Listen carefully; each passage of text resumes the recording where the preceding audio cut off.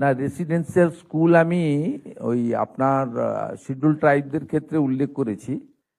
আপনারা জানেন Eklavya residential school Bharat সরকারের ট্রাইবাল ডিপার্টমেন্ট থেকে মাননীয় প্রধানমন্ত্রী এটা ঘোষণা করেছিলেন জনজাতি গৌরব দিবসে। সব রাজ্যে হয়ে গেছিল, বিগত দিনে রাজ্য সরকারের কাছে 9টি স্থানে করার জন্য জমি চেয়েছিল। তখন মন্ত্রী ছিলেন অর্জুন মুন্ডাজি, প্রাক্তন মন্ত্রী। তিনি, রাজ্য সরকার তখন জমি দেয়নি। আমরা আসার পরে আমাদের ট্রাইবাল ডেভেলপমেন্ট ডিপার্টমেন্টের পক্ষ থেকে ভারত সরকারকে আমরা বলেছি আমরা জমি দিতে প্রস্তুত আছি।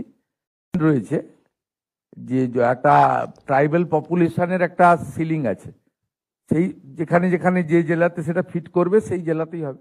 আমরা সম্প্রতি উত্তরপ্রদেশ এবং মধ্যপ্রদেশ থেকে কিছু মডেল এনেছি বিজেপি রুল স্টেটে। সেখানে শিডিউল কাস্ট শিডিউল ট্রাইবদের জন্য আলাদা হোস্টেলের ব্যবস্থা ইত্যাদি আছে।